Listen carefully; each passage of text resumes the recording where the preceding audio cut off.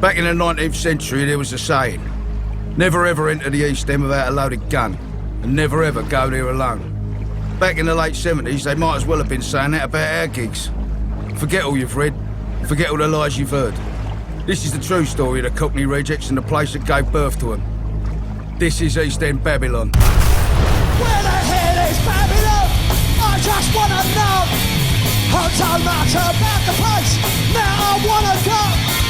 Where the hell is Babylon? Does such a place exist? Is it real? Is it a myth? Back there in the mist, conflict. Alright, come on.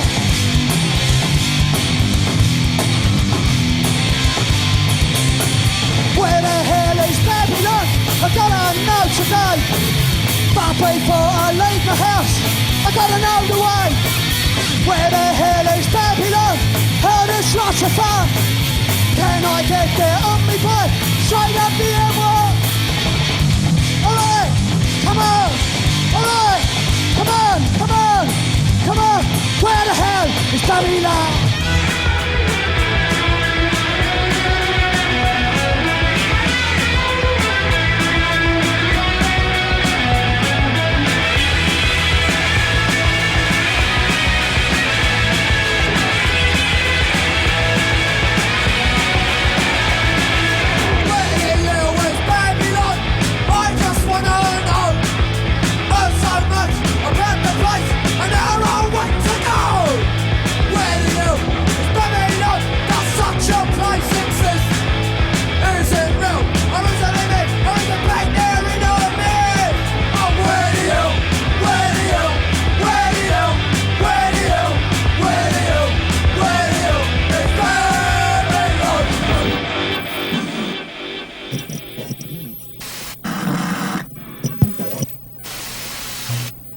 In the valley of the River Lee, where it joins the Thames 4 miles east of London Bridge, are many canals lined with factories where they make paint and varnish, chemicals and gin, where they process sugar and grind flour.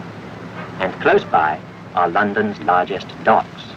Soot from the factories, soot from the funnels of liners in the dock. It drifts over the rooftops, creeps into bedrooms, and dirties the washing on the line. The canals and the coal barges, the railways and the factories, all the muck and muddle typical of the chaotic development of our industrial towns, busy, noisy, and dirty. This is West End. All right, John! Well, we're in Canning Town. Canning Town is, well, to me, it's a famous place. It's famous for a lot of reasons. Notoriety. It had the moniker of the City of Thieves. There's more thieves come from Canning Town than anywhere. In fact, there's no banks left in the manor. There wasn't from, I think, the 1980s, because there were so many bank robberies here. And it was a place, Canning Town, that was full of bank robbers. That was the way it went. I mean, even, and I know for a fact the parcel force wouldn't even deliver here. It was banned from doing it because they'd get hijacked all the time. There was a little gaff on the corner. Now, if you come out of there pissed of a night and you was rolling home, you're more than likely to end up with a fucking 12-inch Mars bar down your face, because that's what happened. It was a very tough place, and this was not the kind of place you would have wanted to walk of a night or even a daytime. But that was Canning Town for you. But the thing was, it was a great community. If you knew everybody, and you did, if you didn't know anybody, then you was fucked. It was definitely a blagger's place. You could imagine Jack Regan and Carter down here every fucking day. They would have had a field day chasing villains. But I think the villains outwitted most of the people. Starts at the Old Gate Pump, starts in E1 and finishes, I would say, at the back end of the Barking Road in East Ham, and that's the East End. East End! We can't help it if we walk up our shop, and we can't help it if we ain't the stop. They can stick to the seaside and the beaches the same, 'cause we're not a bastard in Ireland! Cockney's a fellow that's born in the East End of London and talks Cockney. What's talking Cockney? Well, rhyming slang. Apples and pears, stairs. Frog and toad, road. No one uses it, it's a load of old shit. That's just all bollocks, isn't it? The vast majority of them are always proud of the area they come from, prepared to defend that area's reputation, such as it was. If you got West End written on your birth certificate, you're a Cockney. At East End was someone that Always had respect for other people. Bottle, you know, front. Wouldn't take no shit. Definitely wouldn't take no shit. There's a strange way, like that sensitivity. Would give as good as they got in an argument. A melting pot, like, of fighters, boxers, armed robbers. A man who can have a laugh and a joke and a good drink and don't cause no trouble. You could be black, white, indifferent, yellow, green. You had to have a bit of cheek, you had to have a bit of front. Yeah. And your main step is don't step on anybody's toes. We ain't frightening people, we're nice people, and we're genuine. Genuine down to earth. It was in many people's eyes a shithole, but it was our shithole.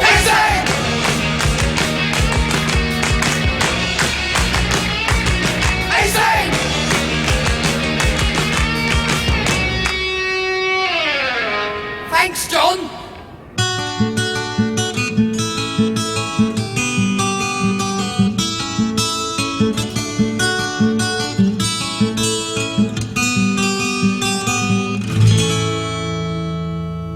Here we are, Varley Road Custom House, where we were both created. As you can see, street's pretty much as it was. A lot of people, I think, may have looked down on us because we come from a big, big family.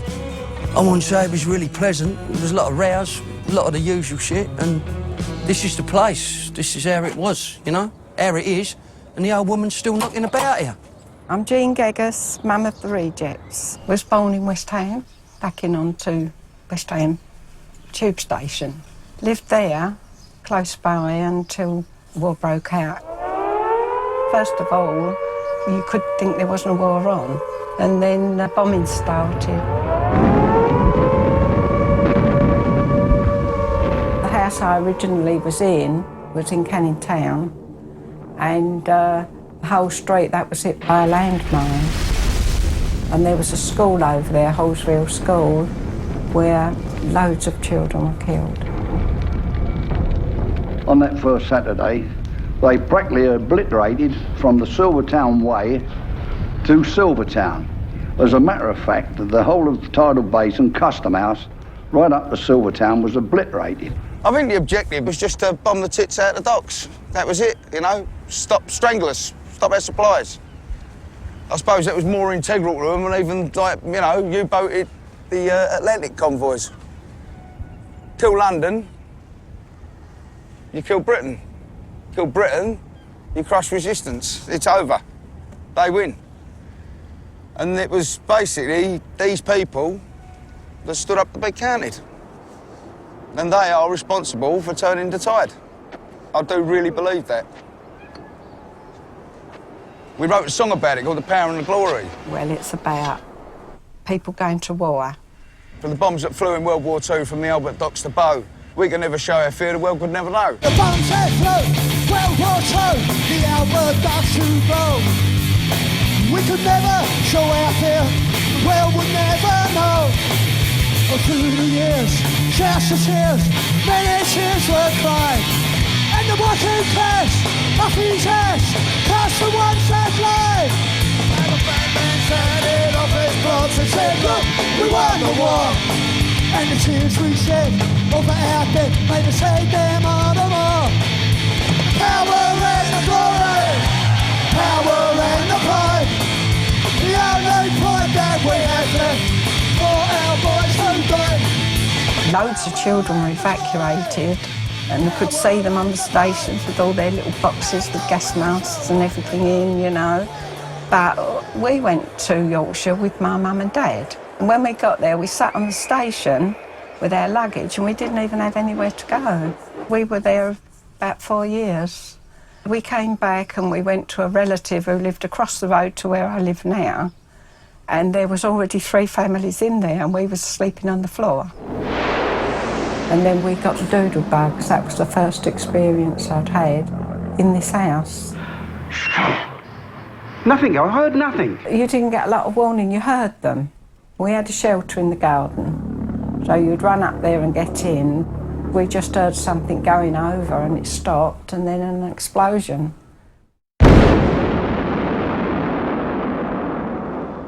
My dad was in the infantry, he was in the Queen's Regiment in World War II. He enlisted in 1939. He fought in the desert. And my mum, You know, I mean, out of the road that we lived in, I think there was about 4 houses standing. All that side wall was down and was shored up with wooden supports. The windows were out. In fact, the whole house was in quite a bit of mess because plaster had come off the walls and we just had to move in and make good. West Ham endured every phase of the air attack. On her few square miles, there fell 1,500 HE bombs, 33 rockets, 29 parachute mines, 68 fly bombs, 1,100 incendiaries. Not a single house in West Ham escaped damage. 13,500 were totally destroyed. We didn't have any clothes or... Well, we didn't have any luxuries, nothing. We had no furniture, nothing. Just this house. Over the years, we've made it what it is today. I got married at 18. I've had 7 children, 3 of which were born in that same house. Nick was born there, Jeff was born there, and Janet. All in that house. I've lived in here, actually, 66 years. All it ever was, little 3-bedroom council house. Right, imagine 9 people crammed into this. Driving the old man and the old woman mad and each other mad. The garden weren't so bad, that was out there. I used to put the boxing gloves on and fight out here and kick footballs. This is where the first gig took place. Yeah. Actually here. Yeah. And we used to have these kids sticking their heads over the back and over the back fences.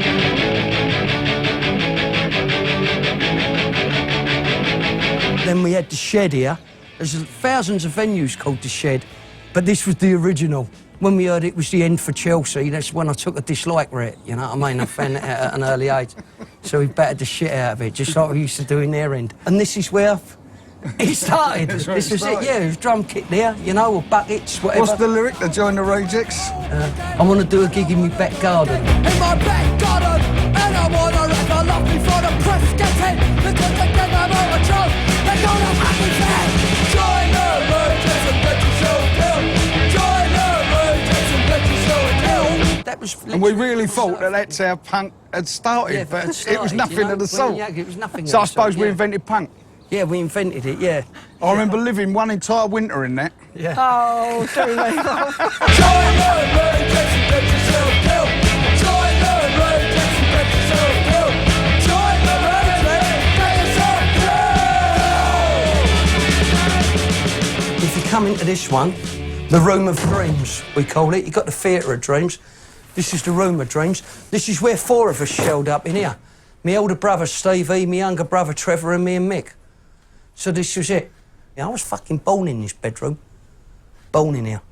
Yeah, you was born there, weren't you? We was all born downstairs, wasn't I? Yeah, I was born over in the Jag Horner over there, yeah. That was me. 1, 2, 3, 4!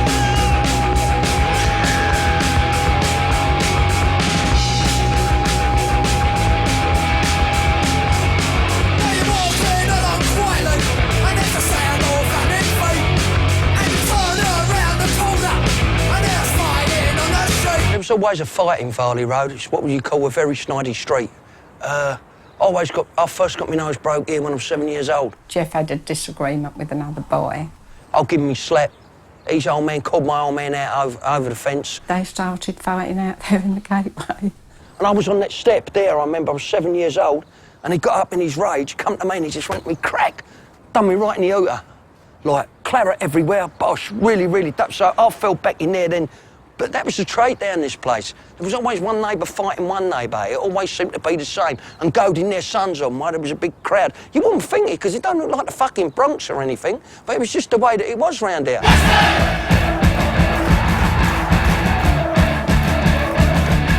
The first cup final held at Wembley in 1923 was between West Ham and Bolton.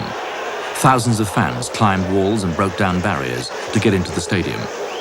Inside, they wrecked the Royal Box, and the pitch had to be cleared by mounted police. Back in the day, my old man used to cock a snoot at the violence with Millwall in the 70s and 80s. He used to laugh, and he used to tell me that it was a damn sight worse in the 30s. And you see all these flat caps steaming into each other and just showers of bottles going. He said it was terrible. This goes back generations. Generations. You know, from the old dock days where, you know, there was a massive strike in the 30s. And the East End dockers decided to stay out and strike, and the South London dockers said, fuck you, we're going back, scabs. and they come to work in our docks. So that all stems from that. West Ham was originally based around Custom House, but then West Ham is the East End. To me, it's always been more of a feeling, an emotion, you know? I know it was founded in 1895. The Thames Ironworks founded like with the riveters and the people that built the ships. I'm not sure when the transition to West Ham would have been. I should imagine it would have been shortly after, about 1906. Oh, West Ham, fucking hell. Might sound sad to some people looking that have never been involved in football, only watching it on the telly, but West Ham to me was my whole life for a very long time. You'd see people going up in claret and blue scarves, marching down Prince Regent's Lane, and we was very lucky to have a ground within marching distance, you know, with the status that West Ham had. Up in the First Division, I know we've yo-yoed a lot. It's in your head, even if you don't go, it's in your head, it's in your heart. And it was just the atmosphere on the old terraces in the day. You just used to drink it up. It was West Ham, West Ham. I was a mile and a half from the ground. That was it. I mean, it was the same. Me granddad played for West Ham. That was my granddad Jack, who by all accounts wasn't a very amiable chap. He used to carry around this goat on a bit of tether and stick it outside his local boozer. And it was said that within, like, 15, 20 minutes of him entering that boozer, someone had been thrown out the fucking window. You know, he was a bully, you know. He weren't a very good goalkeeper either. Did he once attack the West Ham fans? Yeah, he did, yeah. He let in a couple of soppy goals. And the crowd started getting on his case, and he steamed into him. As you do, you know what I mean?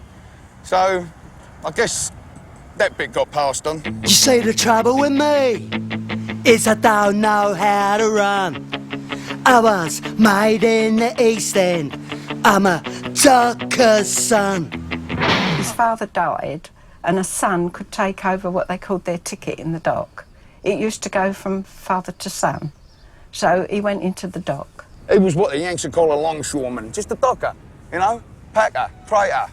With the old docker's hook, pull them off the cranes, unpack them, get them in the warehouses and the wharfs and everything like, yeah, just a bog standard docky. But if you can picture the scene, looking around it now, of ships, as far as that dock stretches, huge ships on both sides. It was just shed, wharf, wharf, wharf, wharf, crane, wharf, ship, crane, wharf, ship. From morning to evening, there'd be throngs of, like, people on their bikes. There was plenty of pubs. There was plenty of people on the street. It was very, very, very lively place. You'd see loads of dockers all on bikes of a morning going to the dock. I remember as a kid, my old man was never out of work. I mean, the docks were thriving then. These docks were the busiest and largest docks in the world. It was also the living and the lifeblood, not only of the East End, but of London, and of course of the Empire. The diversity and culture that they brought to the area can't be underestimated. Yeah, my old man worked here all his life. From the East India, West India, which is over by Canary Wharf, the Millwall docks, which are over there, and these two worked here all his days. Docks started to die off in the 70s. I know they had a lot of problems with the likes of Jack Dash and the union movement, but, you know, I think that was the way that the powers that be wanted it to go. They wanted them gone. There was lots of strikes. I didn't know really all the ins and outs of the strike, and he didn't always agree with it because he never really thought it was going to resolve anything. Each time it was very difficult financially because the person that was striking didn't get any money. It was just the dependents, but it wasn't a lot. So I just went to work. The thing that was most important to me was finance and keeping the children in what they needed and what they wanted. A lot of the time, where you had hand-me-downs and we was poor, you know, and you couldn't have the latest gear that some others could have and all that. Sometimes I was a little bit embarrassed. The docks were closing down then, things were all going wrong, and it was the beginning of change. If you go down there now, it's very hard to visualise what it was like. By 1982, off, it was all over. My kind of town.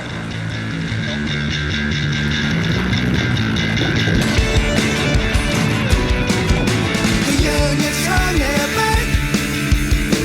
So many people down the neighbourhood 15. The million ships. Now there is no docks, no money's going around, is there? I would say no dockers, so there's no drinking no more. I could name 50, 60 pubs in the East End of London that's gone.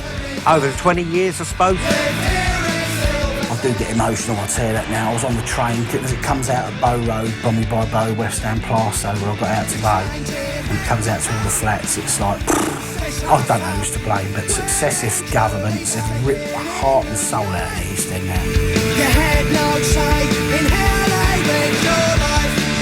The lights are going down, right here and all around. There's nothing to be found. They're here in Silvertown.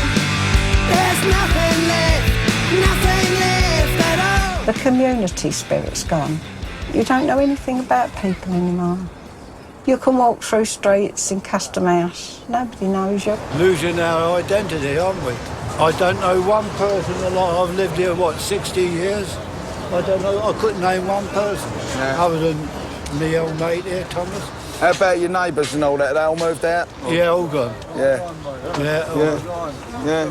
Completely different. In the last 10 years, getting worse and worse, you know what I mean? Yeah, it just seems like everyone's moved out to Essex or Kent and all that. Yeah. And took the kids with them, and there's no teenagers. Yeah, no teenagers. They can put plasters on it, and they can put patches on it, and they can say there it's going to be all right, it'll regenerate itself, but it's never going to be like it was in the day.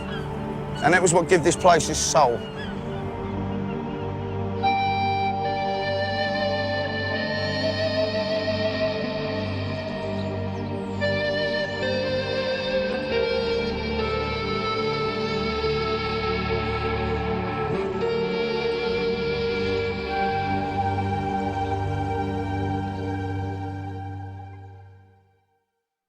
Back when we was kids, you didn't have many choices round here.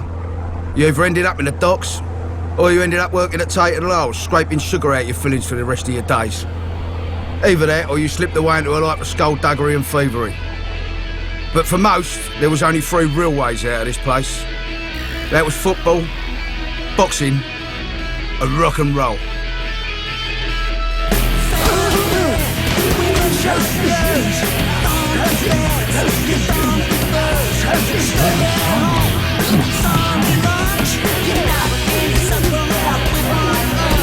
Growing up round here, it was a very big hotbed of boxing. And I think most of the kids round here, that is what they wanted to do. It was a natural thing to get involved with boxing. Loads of me mates boxed, and there was a lot of clubs round here. We had the Royal Oak Gym, which was the most successful gym in Europe. And we had, you know, I think there was 4 world champions out there at one point, like with Jim Watt, Johnny Stracey, Charlie Magri and Maurice Hope.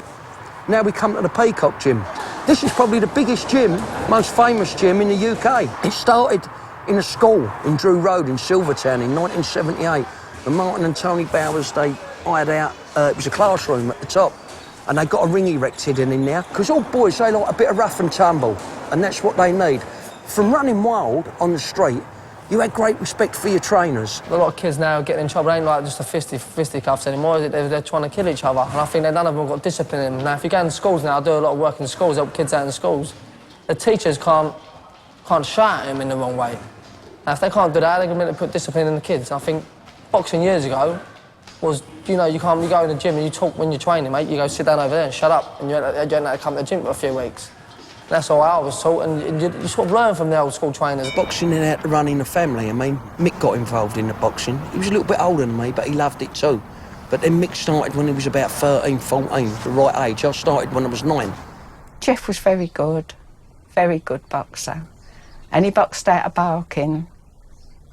And he represented England when he was 12. Mickey was the better fighter because he could punch, he could knock them over. And he went through his career, he never lost a fight, but he had that great fear of losing, which I lost a few in my time, but I learned to deal with it. I don't think he ever could have.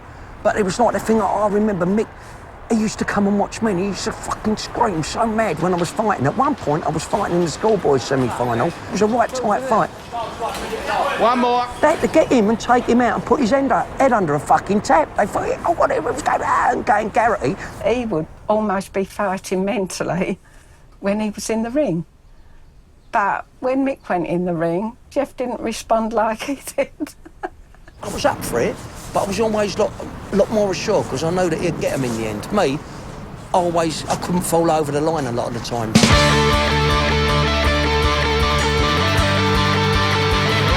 You used to do everything together. That love of music came together, like the boxing obviously bonded us big time, and yeah, it's just one of them things, you know, you can't really explain it. I don't think there's any secret formula to it. I mean, I love all my brothers and sisters. It's just me and Jeff seem to sort of take that leap of faith together, you know? We walk the plank. We fought tooth and nail with each other, with my elder brother, my sisters, but we always stood up for one another. If one of them was in trouble, then you'd go round and, bundles of fights over my sisters, fucking absolute bundles. Working with family, you're always going to have your ups and downs, working with anyone, but family more so. And we do that, but we've always been very, very close. Always watched each other's backs, and we box together. Jeff, he tells Mick exactly what he wants, and Mick kind of sees it through. Everything we did together. Got a lot of respect for each other's abilities such as they are. But yeah, it's your brother, isn't it?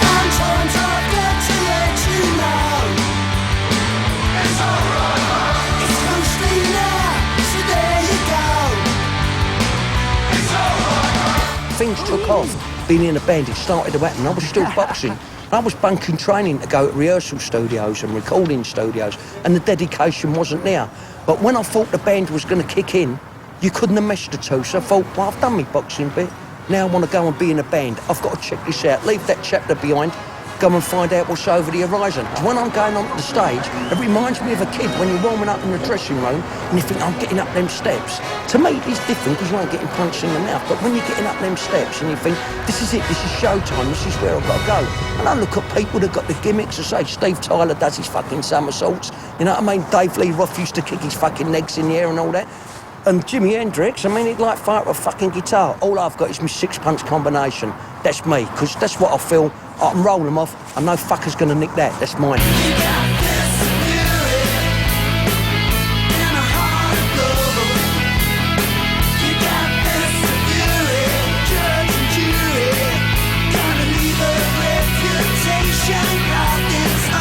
Listen, if you're really going to make it as a fighter, you had to be exceptional. Exceptional could never have been, and you had to be. So you knew that and it was too much fucking hard work, but as it turned out, it was more hard work in the fucking music game. I probably would have been safer in the ring than I would have been in this fucking business.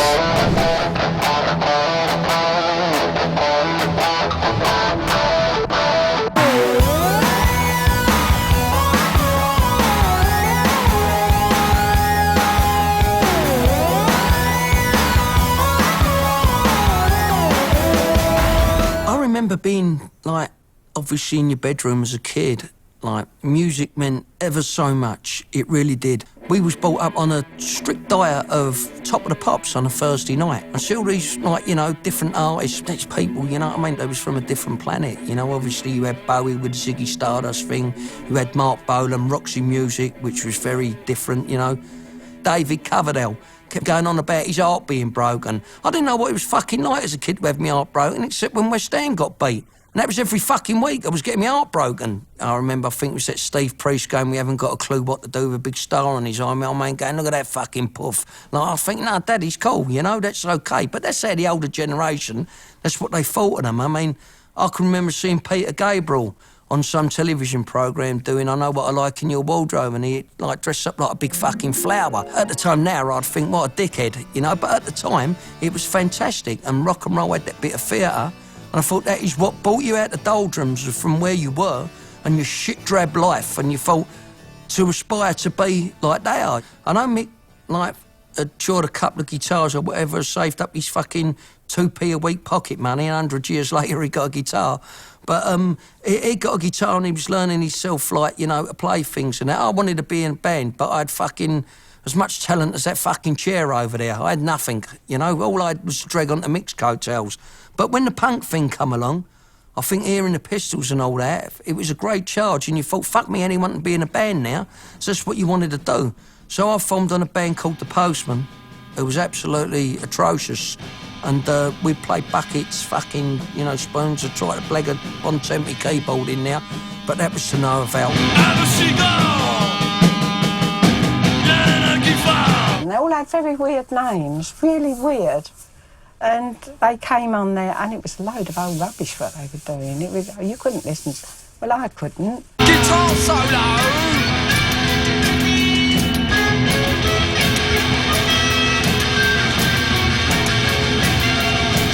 loved it and I loved the buzz. They even did a thing on the BBC with John Peel and they got a little check through.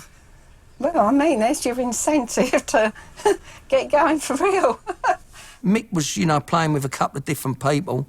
Then I said, look, can I be in your band? And originally I was to be the drummer, but I couldn't even fucking do that, you know, I was useless. They started doing their things between them indoors and they used to go up the shed. Mick had the name The Rejects going, and I said, well, if we slip Cockney into that, all right, I think that'll go. And then Mick said that he was going to nick the name for a band he never even fucking had. Like, he said he had it, but I know he didn't. That's when the Cockney Rejects come, you know? We went back to actually using that name.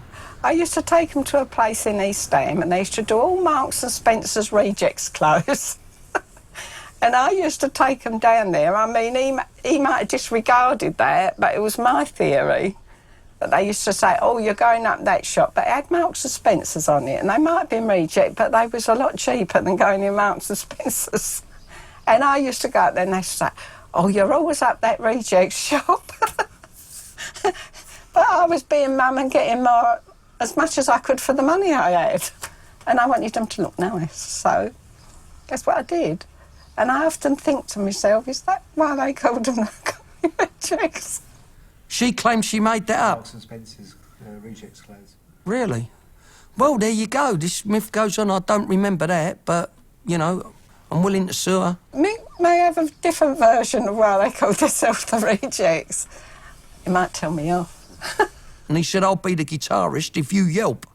So I yelped, and we'd write fucking songs like Gola Bag, because I always had a Gola Bag.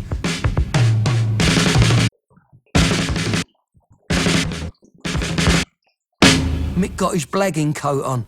I said, we've got to take this to the next level. So that's when I was in school one day, and fucking about, like always, like making a fucking teacher's fucking life, like, dreadful. And Mick appears in the school, and he said, we've got to go up the Sounds, we're meeting Gary Bushell, who to us was a fucking big name at the time. He was writing about all the punk bands. So he went, yeah, he said, I'm going to go up there, like, tell him we got this, that and the other, like, we got all these songs, the name of the band. We hadn't even fucking recorded nothing. The Cockney Rejects pretty much forced themselves on me. I mean, I was a writer up at Sounds, and I got a phone call one day from this guy who turned out to be Mickey Geggers. He said he had this band called the Cockney Rejects, and he wanted to meet me and talk about it. And I liked the sound of him, I liked the sound of the band, so I said, well, come up to the office. At the time was the White Lion in Covent Garden, the pub we used to drink in every day for 4 or 5 hours. And they bowled into the pub, very, very cocky, very articulate, and it was something about them I liked. They didn't have any music they could play me, but they said they'd been going and they had songs and they were performing and stuff like that. I come out, I said, mate, we got fuck all. He went, wait, he said, like, we could be onto something here. Then he got a phone call out of the blue. He got in contact with geezer Jimmy Percy out at Sham 69. It was a big noise, he was looking for no bands. So they said they put us in fucking Polydor Studios. Now, all we ever used to do, we had a little fucking tape recorder where you press, like, play and record, and we knock out these fucking 4-bar shitter songs. Like, now all of a sudden, bosh, from nowhere, we ain't even done a gig, or really had a rehearsal, we're going up to Polydor in this big fuck-off 24-track recording studio. I didn't realise at the time they didn't have these songs. They actually wrote them because we were going to demo them.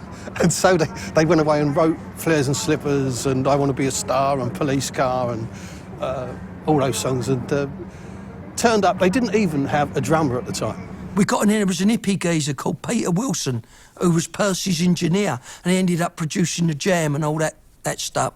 And he went, hey, he said, where's the setup, where's your drummer? We didn't have one. Mick said, fuck, he's been injured in a car crash. He said, on the way up here, like, fucking car crash. Like, you know, if you'd had a drummer about, he wouldn't have been old enough to drive anyway. So Mick came up with this sort of hustle-like lie that their drummer had been injured in a car crash that very day. And luckily Pete Wilson, the sound engineer, was able to step in and say, I'll do the drums for you. We went in there, 1, 2, 3, 4, fucking got it together, like, played the 4 songs, and when we come out, they sounded fucking half decent. I thought, that's all right. So they basically conned their way into this demo with Pete Wilson and Jimmy Percy. Fucking arseholes. So we took this tape cassette, went to different people, and there was a place in Walthamstow called Small Wonder Records. We've given this cassette, like, he went, what's that? We went with the Cockney Rejects, listen to that. He went, I get loads of these. So we said, well, this one's different, mate. Like, because you got to believe in your product anyway. Because if it's shit, if you think it's shit, and you're going nowhere. We've given him the demo tape. On the way back, we got to my old woman's. I think 20 minutes after that, this geezer's on the blower, isn't he? So I really, really like this. I think we could make a single. I think, fuck me, we're going to make a record. I wanna be famous like I was yesterday. I wanna be a star in my own backyard. But everybody says it's gonna be on. But I don't care what I say. So we got a little formation going, and we got Chrissy Murrow on the bass and Mick taught him a few lines. We blagged the drummer who had a fruit and veg stall up at Stratford Market.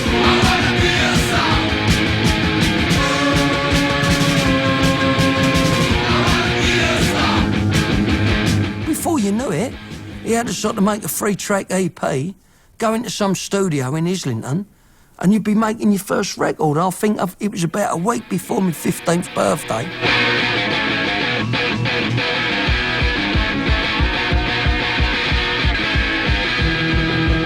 Then we took the tape to Gary Bushell, and Gary loved it. It was raw as fuck, but he loved it, and he started mentioning it in sounds, like, and saying this is good, putting it on his playlist.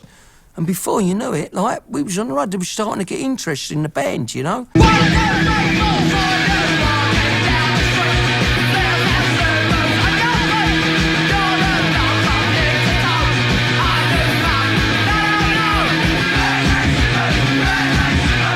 Even the NME, like, freedom, it ain't no fucking freedom. It's got, you know, and the NME had said punk was dead years before. Freedom, there ain't no fucking freedom!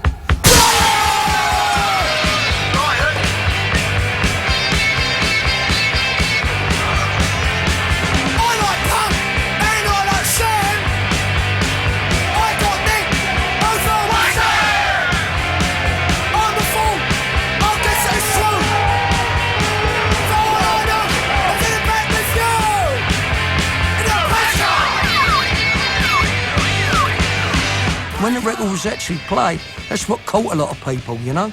Even when you yell it now at a gig, you feel, here we go again. I'm fucking 47. Freedom, there ain't no fucking freedom. And they'll go, and they'll go balmy. Freedom, there ain't no fucking freedom!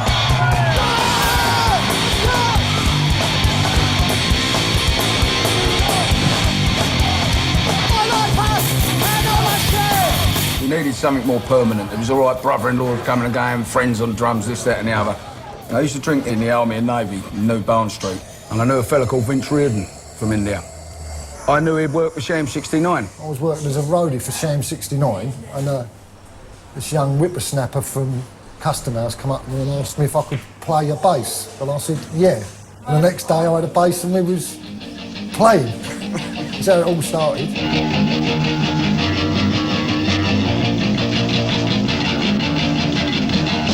All reading off the same page, and you know, it was 1, 2, 3, bump. Let's see how it goes, and it worked. It was a crescendo of lovely noise.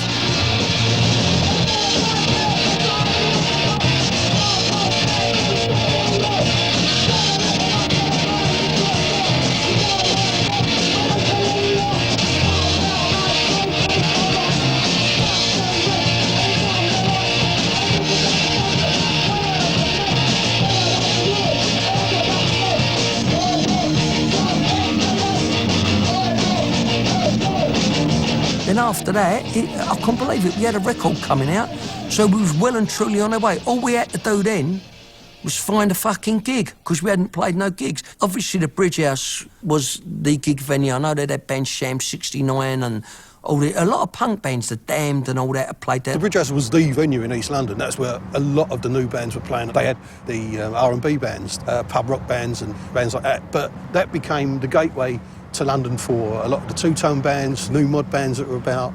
Obviously, a lot of punk bands got in there. That was a very good little venue. Even U2 have played there. U2 played their first gig in London there.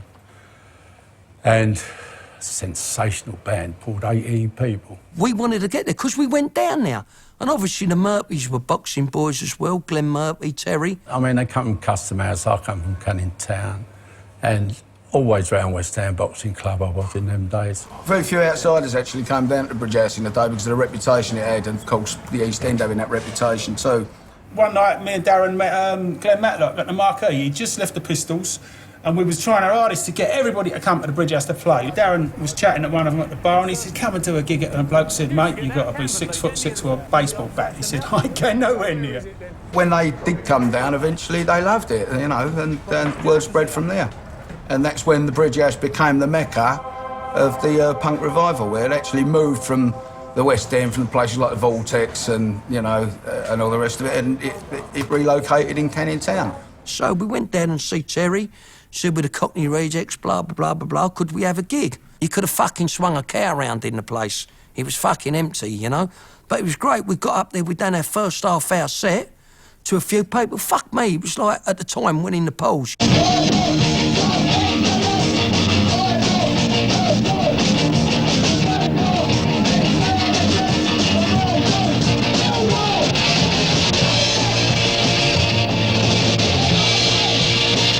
First Rejects gig, I say, was really good because Jeff got on stage, stinky, and he had his pyjamas on. Probably got up half hour for the gig anyway, so it didn't matter. I made sure there was ones I had when I was about fucking 9 or 10 and tried to stick them on because they had motor cars. Mind you, I was 15, man. That must have been the right thing. He looked like he'd had too much fizzy pop. He was like going like a crazy guy. We're all standing there. They just went through the set, and it was bloody good, and you knew there was something about it.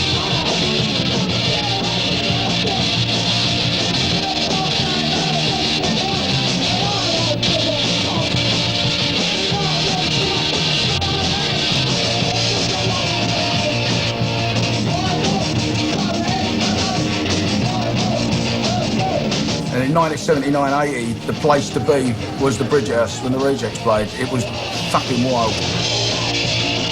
I think the release of Flares and Slippers in July 79 sold by the bucket load. Alternative charts, it was #1. It went really, really, really well. Out of the blue, the Rejects then asked me to manage them. I hadn't managed anyone, but I quite liked the idea of it. And so I had a go, and I set them up a few gigs. And got Percy involved, because I said to Jimmy that he would be producing them when we got the deal. He was a good blagger, Jimmy Percy. He was a big name then. And he had the record companies were swimming around him. We'd only ever played 4 gigs. And the most interested was EMI. Gary Bushell come with us, Jimmy Percy, myself, Mick and Vince. And we went up to EMI. I remember the head honcho, Chris Briggs, his name was. Very, nice geezer. Who listened to the tapes, loved the tapes. It was pretty much, I suppose, to him, it was a no-brainer, because he was a band that obviously had the music press on their side, that had Jimmy Percy on their side. Sham 69 were a massive band at the time. And he was fucking impressed. He said, I fucking love it. And he knew of the interests of the other record companies.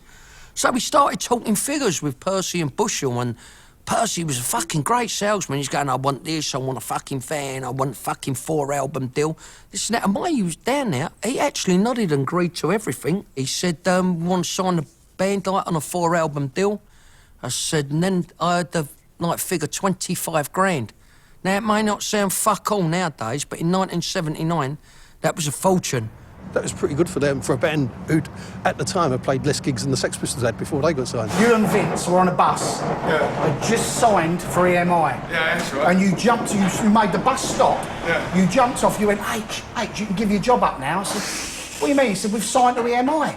I went, and we were like 3 of us, just hugging each other, just jumping about on the pavement, and then went on to the Bridge House and got absolutely hammered. And I had 500 quid in £1 notes. I thought, this is it. Like, at the time, I probably could have fucking bought a flat with it. But that was it, that was great. I remember I fucked off back to school, went up in the fucking, they had a tuck shop. I went, who wants what, you know? It's bottom Kit Kats and cups of tea and all that. Bertie, big bollocks. But that never lasted, that advance anyway. It went on an Atari Space Invaders. Bundles of fireworks. Me and my young brother, we cleared out the shop in Freemasons Road in an old Dole's pram. Spent 200 quid on fireworks. I say go up in smoke, but that was literally going up in smoke. But it was the best buzz I had, and I bought a pair of steel-cap Dr. Martens with the rest of my mates. I bailed my mates out as well, like snidey tenors, ponies here and that, and that was the signing of EMI. That was it, that's how I celebrated it. I know most would have gone for a fucking big snort and a fucking lavish party, but for me, it was just fireworks and going for a fight with Brampton, who was a school over the road.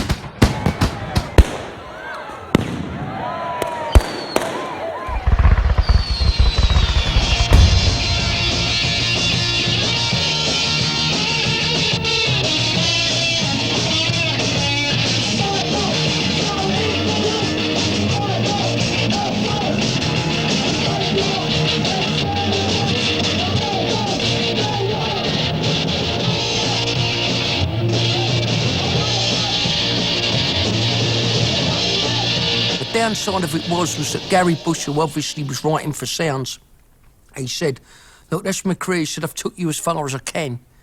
He said, you need to go to another level now with a proper manager. You know, Gary had done really well. I wish we'd have kept Gary. At the time, it seemed like a good idea to introduce him to Tony Gordon. In reality, it was not a good idea, but, you know... They looked down at us like we was just shit on his shoes. And I thought the same about him anyway, but he was connected. But I didn't know he'd gone from Lulu to punk rock. You know, you live and learn. For a limited time, when punk was happening and everyone in the music business was interested in the commercial possibilities of punk rather than the musical side of it, people like Tony were attracted to bands like the Rejects and the Upstarts and Sham 69 because they were a huge earner, potentially. And I think it's fair to say that he made more money out of the band than anyone else did. What most of them think, if you get sold a bit of money, signed to a bigger company, they think that you're sold out and all that. some guys are on the phone. And the first one who says that to me says that we're sold out because we're signed to a big company. I'm going to smack them in the mouth. So, no, we can't come to you and say, do you want so many fares and pay out the side to somebody going, no, I mean, street credibility, like, you know, I won't be able to pick my nose. Can't do it. We wrote stuff like I'm Not a Fool and Bad Man, and Here They Come Again, and stuff that was going to form the basis of the debut album, Greatest Hits Volume 1. We went into Polydor to do it, and we did I'm Not a Fool in one take, an East End, like Bish Bash Bosh, and then we ransacked the studio for some reason. We completed the album in stages. We went to Shepperton Studios to do some of it, with Jimmy Percy in tow. And in amongst the mayhem and the madness, and there was a lot of it about, we managed to cut that album in just under 2 weeks. This is the new one. The truth that we told. We never thought we'd have a fucking hit record. Of course we didn't, you know. We was hoping we did. But, yeah, I just said, yeah, about a series of albums. Yeah, you know, we'd signed for 4 or 5 albums with EMI, and I thought Greatest Hits 1, 2, 3, 4, and hopefully beyond, you know. And it partially come true. We did start having hit records. The success was very, very quick. This is the new song. The truth that we told. This is the new one. And we know the new song. And there we were, you know, riding the crest of a wave. The single started to chart, slowly at first, and then Bad Man did better. And the breakthrough single was Greatest Cockney Ripoff. Come on! Which hit top 20. And then we got a phone call from the bods at EMI that we had Top of the Pops. I got a call at my mother's, and the guy's some prick. He went, hey, he said, you're going to be a rock star. We bunked the trains up to White City to be pop stars for a day. I was living at home with Mum and Dad, and Mickey came round on the Tuesday, banged on the door, he went, yeah, we're on Top of the Pops. I think we'd done it on the Wednesday, and I thought we was taking the piss. Well then, here come the Cockney Rejects and Cockney Ripoff. Come on!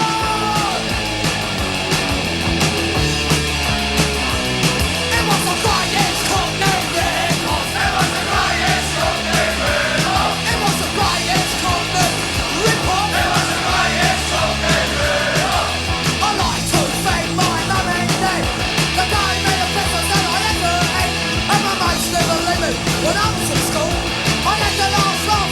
I sussed you on the greatest Cockney Ripoff. It was the greatest Cockney Ripoff. It was the greatest Cockney Ripoff. It was the greatest Cockney Ripoff. Let's go now.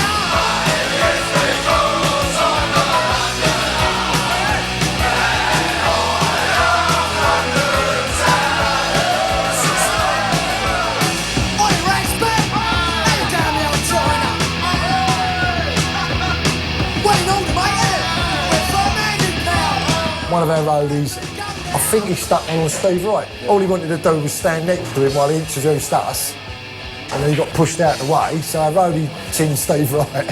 He was rude. He showed no respect. He said, no, guys, you can go away. Call security. I thought, fuck me. 2 minutes ago, you said I could do it. So, I'm sorry to say, I lost the plot, and these boys very nearly got thrown off the show over it. The Cockney Rejects and the greatest Cockney Ripoff. That is what I call aggressive. I think they showed about 1 minute 10 seconds of us, you know, in front of all these divs and like that. I didn't know what to make of it, but we didn't care. We was pissed, and we had a great time, you know. And as we come out, Sammy Agger went past us in his big red Corvette, and we ran over the road and bunked the train home because we didn't have no dough. Got through the other end, vaulted the old barriers and got chased by some old West Indian ticket collector. Go, come back, man, you're not paid, you fucking cunts, and all the rest of it. So that was our first brush with stardom. I was a fucking hero around my manor then. Hey, Gaggers, he's on fucking top of the pops tonight. He's on top, they've fucking done it, you know. Watched by probably about fucking 10 million people, whatever, 15 million people. My whole thing was really putting my manor on what I believed, like, on the map, which I think was a big ideal of punk, which a lot of them did, especially the more political ones like The Clash. And the only way we could put that on the map was I wanted Custom House to beat with the fire. I was so proud of it. And obviously West Ham United. I didn't give a fuck for politics. So when 1980 came and we was lucky to get to the final again, that was our point. Of always wanted to do a punk version of Bubbles, but now you've actually got something that justifies you doing it because you're in the cup final with how the band was flying at the time. We got approached by AMI to do it. Iron Maiden wanted to do it, but we fucked them off. We're the proper West Ham geezers here. I mean, couldn't imagine some cunt with a light ale bottle down his fucking shorts wobbling over Bubbles, could you? Like, you know, well, I couldn't. We had all the AMI bods in there singing around the microphone, you know, and trying to keep the posher voices to the back. And we recorded it, like, knowing that he was going to fucking chart. I knew that after Rip-Off. From that moment on, everything was claret and blue. We had the FA Cup final in 1980, and top of the pops again, where we were very, very drunk. We'd done a lot of wrong things that day. They'd sort of like said, you can go up to the bar if you like and have a drink. Well, that's the worst thing they could have said to us lot, because we was absolutely gutted. Vince falling arse over tit, you know what I mean? I didn't know what day of the week it was. We was all well-monged, been in the green room and proper got on it. I think come about 4 o'clock in the afternoon, we was delivered these West Ham shirts by our manager, fucking manager, that's a good one, like, and he fucked off. So all our dough's gone in the bar and we're fucked. So we're getting more and more out of it, but like wanting to cause destruction and harm. And I remember there was a band called the Lambrettas, some dopey mod band, and they had some little fuck-off, jerk-off manager with them. But no harm meant, as we was crossing down the stairs, like that, someone sang that stupid song they had, Poison Ivy or something, and he went, they're a lot bigger than you boys, who the fuck are you, and all that. That's a red rag with a ball. I thought, he's got to fucking have some, that cunt. He don't verbal us. Then someone, like, clocked hold of him. I don't know, and they stuck a cutthroat up his Gregory. Like, and they said to him, like, you fucking cunt. Like, just to frighten him, we'd never have used it. And then the UK subs were playing as well. So we bundled over to their stage and got at the side of the stage, and we knew them. We started going fucking mad on the fucking strangling each other, throwing each other over and everything. Now, I think one of the producers said, who the fuck are that lot? And one of them said, that's one of the bands who are performing. Do you know by now West Ham United won the FA Cup? And here to celebrate that fact are the Cockney Rejects and I'm Forever Blowing Bubbles.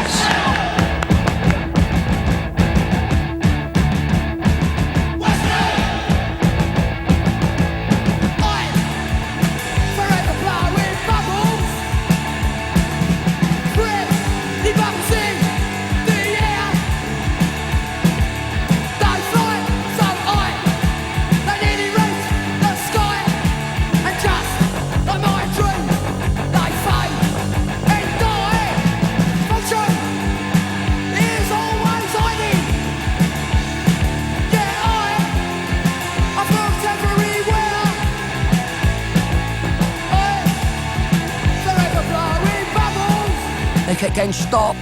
Then Mick was giving it some jar, peace and love signs, so we had to stop that again. We was picking Finch up at the floor. How we got through to the end of the song, and without killing these gormless fucking soul pods at the front and keeping Finch sober, it must have took about 10 takes.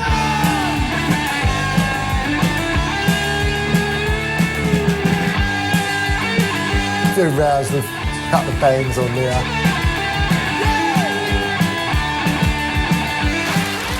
And that was a brilliant day, you know. We sort of had a little running with Legs and Co, tried to get into their dressing room, kicked the door down, got warned about that. I think someone else got a clump, a member of another band. But that's the way we was. We was young fucking, like, hooligans. And after that, we got banned off Top of the Pops. Don't ever come back to the BBC. Looking back, it was a fucking death wish. You know, because if it had been like a band from fucking Leeds or Manchester or whatever taking their, you know, they would have got the same as what happened to us. That really was, in many ways, the beginning of the end of the first phase, because that's it, we were forever linked with West Ham. B-side, as you know, was West Side Boys. 1, 2, 3, we're on the north end, we're on the south end, we're the west side of Turnpike. We're not the North Bank. We're not... West Side Boys was probably the best or worst example of football hooligan song. I mean, it was wrote tongue-in-cheek as well. Yeah, of course it was. But obviously, like a song for the boys, but people outside the E numbers didn't quite appreciate it. Yeah, they didn't really like that one. South Bank, we're the West Side Uptown Park. We're not the North Bank, not the South Bank. We're the West Side Uptown Park. Dr. Martins and iron bars, smash the coaches, and do them in the cars. Wait and sing until we drop, we can take the shed and take the cop. Ivory and Paxton running fair When the West Side Boys appear.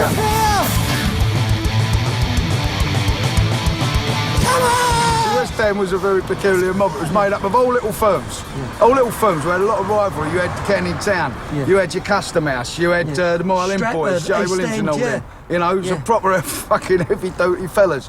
And they'd fucking fight each other when there was no one else to fight. On a Friday night, people from Custom House stayed in Custom House, people from Canning Town stayed out, and you never really mixed.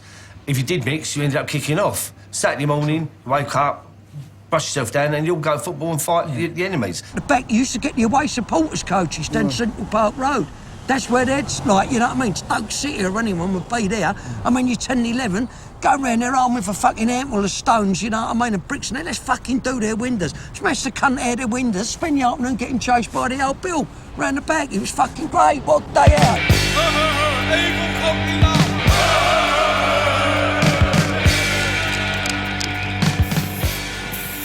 I remember seeing these letters ICF that were sprayed on the wall. I thought, what the fuck's that? When Becky's got me going, yeah, it's the Intercity firm. That's the new firm over there. West Ham were the first football team with a standalone firm who would take a firm that anywhere, all over the country. The ICF got their name and reputation by travelling on intercity trains rather than football specials. Well, it's because you used to get these coupons and they travelled obviously on the intercity trains, you know, for Freeman's, and it was the only way to travel. First class, of course. I think it was an easy transition because the kids as young as 10 and 11 and all that, this is our firm. The bus used to go around school, the bus used to go around here, that certain teams coming down. I think it really kicked up with Man U in 75. You know, when the Red Army come down, they got the shit smashed out of them, you know what I mean? And you all wanted to be a part of that. You wanted to be a part of this West Ham thing. It was about belonging. It was about people being together from all walks of life. You didn't have to be the hardest man in the world to be part of the football crowd.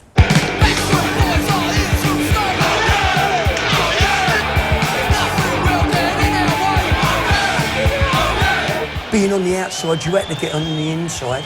You used to see the rows in the crowd and all that. And I wanted to be so much with these people. I did, and I admit it, because the age gap was 5-6 years. And I desperately, in a lot of ways, wanted to be accepted. And the way that you had to be accepted is you think, fuck it, my coat's coming off like anyone else, and I'm into the fray. You'd be in the West Side and you watch all the big boys kicking off, and you watch all the boys getting stuck into the away supporters, and then it'd go off outside, and eventually you sort of joined in there, you know, it was infectious. And before you know it, bang, you're right in the middle of them, and it's off ski. And that was a great thing, and the bus coming round the ground, you know what I mean, going where the other cunts. It was just great. We used to go there. We used to be there at 9 o'clock in the morning, Upton Park. Be there, go and have a nice big boys' breakfast, and then just have a little scout round, see if there's any stragglers, some of the other teams and that, you know, if you see a few carloads turn up, especially like Northerners, they used to come down in the car still waving their fucking red and white fucking scarves out the windows, which was a mistake. They got sorted pretty quick. But no, it was just like a whole day thing. It was really good, you know, you look forward to it all week at work, you know, and come Saturday morning, like, get up, you know, have a bath, get your stuff on, get your gear on, like, see your mum, off I'm going. And off you went, and it was a great all-day thing, you know. Say, breakfast in the morning, whatever happened during the day, pie and mash afterwards, and then go out on the piss. It was great. I never really went to that many away games. It was only when I was in the Rejects that we sort of inadvertently became the ICF's strike force. You know, a van of about 15 geezers going up and taking on anything to sort of 300 Mickey Mouses or Brummies or whatever. We just used to go along to cause loads of problems. That's what we did, fight. There was just bundles of stuff that come obviously from the terrace. I mean, the terrace was no different than living on the street anyway, because you was always fucking fighting in the streets and doing what you did. This was just a bigger meeting place, you know what I mean, for it to do. And once your peers go to work, yeah. You went to a fight and a football match broke out. That's the way it went, you know?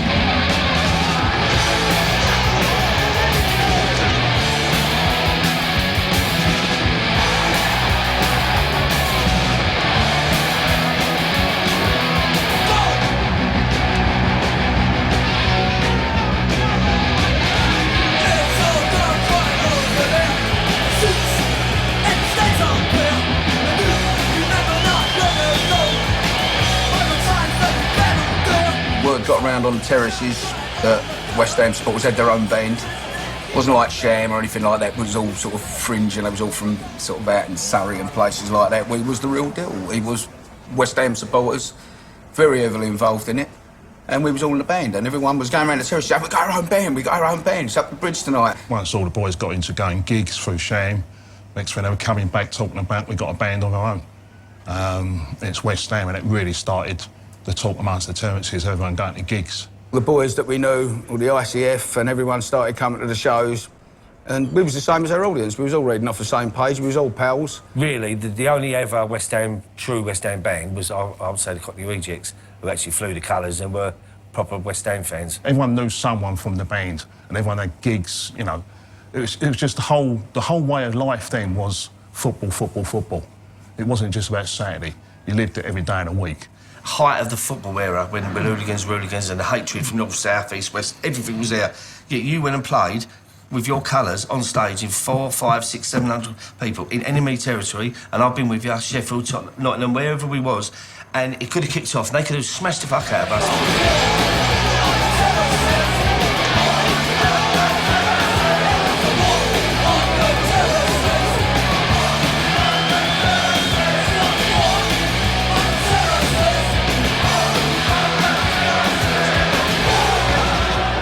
Gigs, and a lot of them was trouble-free at the time, you know, when you went to some of the provincial places. But when you hit the big towns like Liverpool and Birmingham and all the rest of it, that's when it got nasty.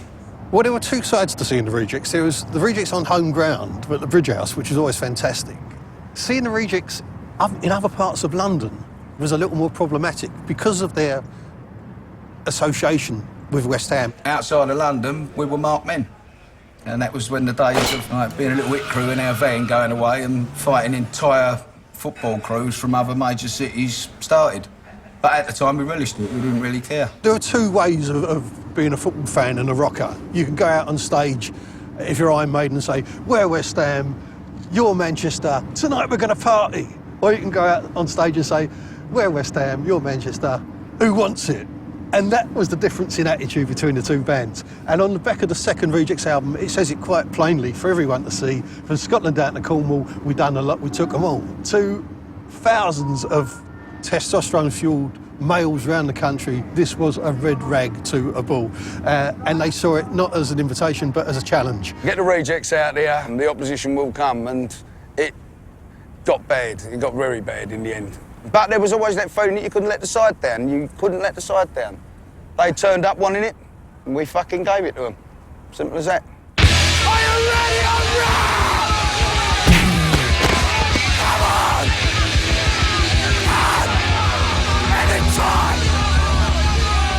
When they played the Birmingham Cedar Club, it was the worst example of gig violence ever seen in this country, with lots of different firms and people supporting various Midlands teams coming together as one with the intention from the start to wreck the gig. And I dubbed the gig the rock and roll equivalent of Rorke's Drift.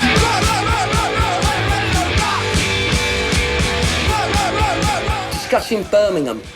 Fuck me, Rorke's Drift. We might as well discuss that. Obviously, in May 1980, West Ham won the FA Cup, so we bought bubbles out. We went on top of the pops with our West Ham shirts. Some people say it was a bad move, but no, I don't regret it. You was just flying the flag. The tour that come the next month, we knew that it was going to be pretty dodgy. It was like, most of the violence that come from there we could have handled, but you kind of had it in your head that it was going to be more and more mobs now, whether you might have gone to Leeds, you might have gone to Manchester, Sheffield, whatever. They're going to come here. So we went to this place to see the ballroom. The club was run by Kevin Rowlands from Dexys Midnight Runners. That's right, yeah. We should have done a runner as well. Yeah, we should have done, but us being us at the time, we didn't. About an hour before we was due to go on, I could tell it was packed, and the stage was at the back. But funny enough, the backstage, you had to walk through the audience, walk up this spiral staircase, and there was your changing room. We walked around, we had to walk from the back of the back, right through the crowd. Then all of a sudden, like, the call was going down, the roadies had to go down and obviously set the gear up. I think it was H come back and Wellesley, they said, it's fucking bedlam down there. They said, it ain't a good scene. He said, we've been getting a lot of jip. There's a couple of distinct memories The first was the atmosphere. I can remember the atmosphere there, and it was like a feeling that we used to get when we used to go football as well. You know, we used to go in another team's end and things like that. You think something's a bit iffy here. When it was showtime, obviously you build yourself up, didn't you? You go, this is it. We've come down the spiral staircase. Obviously we're walking through, it's like the parting of the Red Sea, and you go, oh, these fucking brummies, you know, fucking Cockney wankers and all that. And there's one skinhead in particular I can remember, standing at the front of the stage, and he was looking at me, and he was leering at me, going like this, pointing to his arm, and he had a tattoo. To this day, I can't remember if it was Birmingham or Villa, I can't remember. There was plenty of verbal, like, but anyway, we got up on stage, crack, we kicked into it. Like, I can't even remember what song it was, but after a couple of songs, a couple of things coming over, a couple of pint glasses. There weren't plastic glasses, there were pint glasses. It was good, fuck off cunt, like, you know, there was a bit of, I'm gonna tell it how it is, and only sort of like, fuck off cunt, bollock, yeah, you fucking want it, and all that. And there was some big fucking goof fucking bonehead at the front with a Villa tattoo, and he was like the ringleader, but he was packed in now. And if you look back about, I don't know, so many, over at the middle of the hall, there was a bar there as well, and it was packed there. The verbal kept coming, it kept coming. Then after about the fourth song, someone chucked a pint glass, and it's lucky, like when I was 15, like, just swerved it like that, went past my head. So I stopped, and when whoever threw that, like, which is a dumb thing to do, you know what I mean? I turned around, I went, let's go outside, me and you. I said, make your way to the front of the stage, we go out the back and we'll have a row, you coward cunt. And to be fair, the first song went reasonably well. We went to go into another song. I tell you, it was a fucking bad atmosphere. Oh, 1, 2, 3, 4, there's no guitar. I thought, where's my brother? I looked down. All of a sudden I see Mick, and he had this yellow vest on. So we used to call him the Canary in this yellow vest. And I just see him in beneath this load of boneheads, and going crack, smack, crack. All of a sudden, bang, we're down, we're into them. We're fucking knocking we're pushing them back, hitting them to the bar. I mean, they're coming from the sides and hitting us with things and all that, but it's kill or be killed. There's nowhere to go at the back now. The next thing I remember was this glass ashtray. It's a big fucking object come flying through, like, and it was spinning like that. It was like kind of slow motion. I thought, fuck me, before I knew it was a big fucking glass ashtray. Me and Mick standing together, me being the lucky one. It's gone crunch. And next thing I've just seen it connect with Mick's head, bang, and Mick's still got the Fred Perry scar to... It stood back, honestly, it was like a fucking, I don't know, it was like a Sam Peckinpah movie when the blood just got like that. And now the bouncers have tried to get involved, like, you know, sent this carnage. And how it happened, I don't know. They managed to get about 12 of us to this side thing and tried to lock the door, and we got about 5 to 8 men out there. Mick, my brother, Andy Swaller, a few of them, and they're still out there, and there was this big fucking bouncer, and then when I'm going to lock the door, and there was like a clothes rail there. Fucking, would you believe it? Thank you, God. So I turned around to the bouncer, I said, my brother's out there. I said, open the fucking door. He went, no, I'm not going to open the door. So Finch turned around, he said, if you don't open the door, cunt, he said, we've got 8 men out there. He said, we're going to fucking do you. And I swear, this big 6'4" bouncer with his big fun, he started to cry. Why would I can't take this? Oh, get out of the way, you cunt. Bang, we're in there, we're smashing them, we're winning the battle. Turn, they've got casualties on the floor. I see people, and I see Johnny Butler and Danny Harrison get, like, cut. One of them got glass, one of them got chipped down the side. There's claret, but their people are on the floor. And all of a sudden, bang, here come the cozzers. And they've come straight over to Mick. He's got his head hanging about there. I said, right, you're nicked. He's fucking nicked. I said, you fucking, he's fucking nicked. I said, there's 20 of us. We fucking just fought 150 of your fucking buds. And you want to fucking nick one of us? So anyway, they go, oh, calm it down, this, that. Now, Mick was badly cut, and a couple of others. And how this fucking happened, I'll never know. He got moved to a fucking hospital to go and have his fucking head fucking put back together, his brain put back in. I got in a van. As well, even Nigel Wolfe, our drummer, who never said 3 words, but he said 3 words that night. He went, come on, cunts. So, that was the first words I ever heard from him. And all of a sudden, we're driving round in this fucking, like, tranny, in this transit, and we're pulling out all these boners. Okay, go on, you can't, only about 8 of us. And this Nigel Wolfe, he's a fucking shoe salesman, quite as you like. He's going around like a fucking psychopath, swinging his gun, clocking and wanting to kill him. Like, I thought, oh, this is great. Then we got back, and we pulled up the van. When there's a cunt, we got there, and there's this fucking bonehead, brummy cunt with the Aston Villa tattoo, who's been giving it the mouth, who ain't got a scratch on him. So I'm on the phone, I went, come on, you cowardly cunt. And he had a bird with him. He told me, oh, darling, I love you, like, and put his arm out. I went, you fucking shit, you're never going to do anything with a woman's there. I went, you shit cunt, look at you. So we rounded the troops back.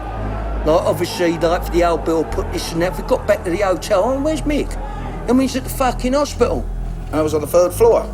And all of a sudden, Grant, I was just the treatment room door open, he said, they're everywhere, they're all over the place. There's all the injuries and all the bully boys who've been bashed at the club, the Brummy lot, were actually in there, coming in with drips and on stretchers and limping. But they noticed Grant in a hallway, and they started to tool themselves up. Those that could walk, they was like waylaying operating trays and taking scalpels and tools and broom cupboards, up in the broom cupboards, to literally bash the life out of us in the hospital. So I had to tell the nurse doing the procedure on my head to stop right there, right? So that's why it scarred so badly, because they didn't have time to stitch it, because I just made them pull it out and stop there, and we had to bunk out the 3rd floor window. The aftermath of Birmingham was maybe be a bit of a calamity after that, because although we'd won all our rows, like, there wasn't one like this. And you thought, how many, can you win another one? Who knows? Who's going to be waiting for you in the next corner? Who's going to be waiting for you in Liverpool? Who's going to be waiting with Sheffield? And are you always going to be able to be 20 strong? You know what I mean? If we were 6 or 8 strong, we would have got killed. Yep, we won the day there, but that was the decline of the band, because we were fractionalised, we were what we are, we'd nailed our colours to the mast. We were West Ham, and we didn't care who knew it. I think with the nickings that come from it, and then the constant arrests that seem to follow the band after that, and not being able to keep out of trouble, we had a record company who could have moved us to Europe, where I didn't even know at the time we were selling shed loads of records, and say, let it calm down, you know, we'll move you away. I think it closed a chapter on the band, really, because everybody, I mean, PA companies were pulling out, nobody really wanted to book you. And if they did, they couldn't risk me on a fucking big tour. I think, in a way, that was kind of a death sentence on the band for that time. I was just 16, and I thought, is this how it's going to go on? I mean, what does it end in? Someone fucking dying?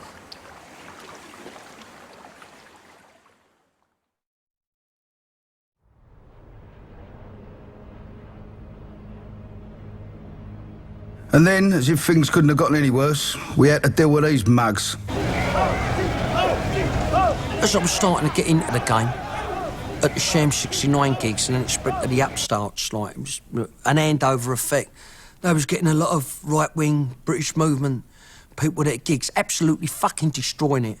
And they fucking did, they destroyed it. The British movement were a problem, but they've been a problem in London ever since the 76, 77. By 78, they were causing problems. They was out-and-out Nazis, like, influenced, obviously, like, by Himmler and Adolf Hitler and the Third Reich, and they somehow thought that could come over to music.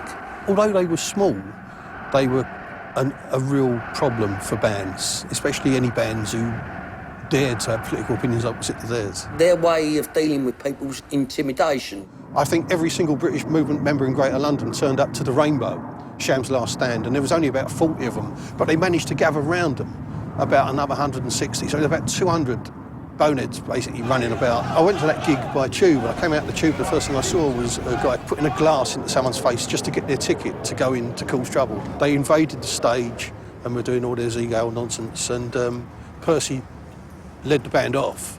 They bullied him, they wrecked his career. And he had to fuck off and run off stage crying, and all these bonehead cunts on the stage going, Ziegel, blah, blah, blah. And it was just a horrible, poisonous atmosphere. Sound said at the time that it was like young Nazi. London was united like a pack animal under a whip. It's a natural thing for them to move on somewhere, and they're going to come round us. Now, there's no way we was going to accept them people round us. I don't like coloured people because they're coming over here, taking our jobs and our women and our money. None of them are fucking centre forward. I don't give a fuck about them, whether it's fucking lefties, right wing. Don't want them around me. And especially these people, because they cause fucking damage, you know? And we didn't want it. When they started causing trouble, or started trying to cause trouble, then the Rejects and their entourage battered them out of the park. Then we had a row down the Electric Ballroom with a load of Nazi skinheads, but we wiped them out in no time. I mean, they was picking on punk rockers. I don't give a fuck who they are. But when you got bullies, they've got to be wiped out, haven't they?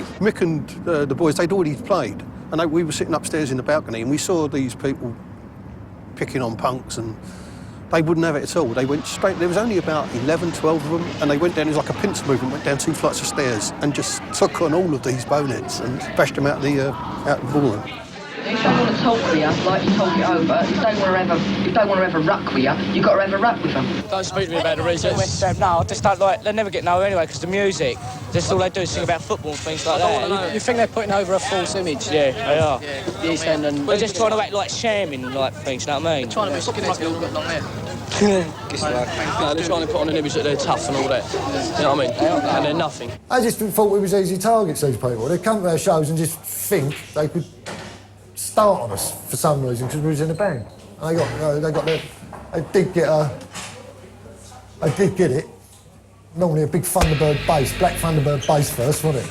Straight over the canister. If they were starting trouble at our gigs, they were starting on someone. I know they've said, oh, the Pistols might jump into a fight. Nobody jumped into a fight like we did. We absolutely jumped in there and bashed the fuck out of them. Proper, give it to them. Like, you know, it was like the Wild West. There was no, oh, we've got to get back up on stage to finish the song. You finish the boneheads who were starting the trouble. Then you think about the gig. That happened on at least 3 occasions. Probably the most bloody being at Barking Station. There was a pub called the Barger Ground, and there was a few of them. There was one there, geezers, Mick took him out with one right hand to the jaw. That was him, finished, bang, good night. Over he went, and it spilled out. We went to Barking Station. Because we was called certain names in a pub one night by a load of skinheads, and, you know, we ain't like that. We don't want to get involved. We never wanted to get involved in any right-wing anything. That was the end of them. They never fucking come anywhere near us. They never, ever come anywhere near us. All of a sudden, because we was from the East End, I was going, oh, they're a British movement band. They're a right-wing BNP band. They're this, they're that. When we wasn't. We wasn't nothing of the sort. And then this TVI got on to EMI, the great record company EMI, and said they want to do an interview with you about football hooliganism. So we thought, well, fucking bit of publicity. I know that TVI had contacted the boys and wanted to film them down at Bridge House. They said they wanted to do a thing about football hooliganism and the band. You know, through the Top of the Pops thing, and then when we never got Top of the Pops with More on the Terraces, which charted quite high and all that.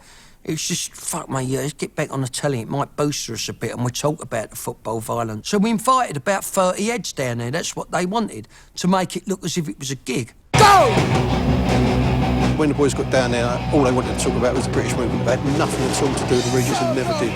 Oh, it was an absolute stitch-up. They like their music loud and violent, and their themes are violent too. This group, the Cockney Rejects, sing of war on the terraces. They have a strong British movement following, and some of their audience took part in the march. It's at rock concerts like these, and at football matches in London's East End, that British movement recruiters are active.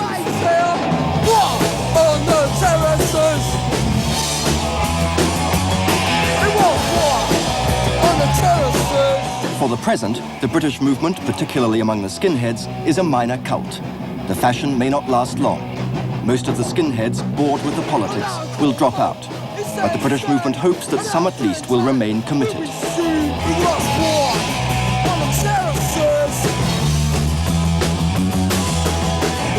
We were fucking livid.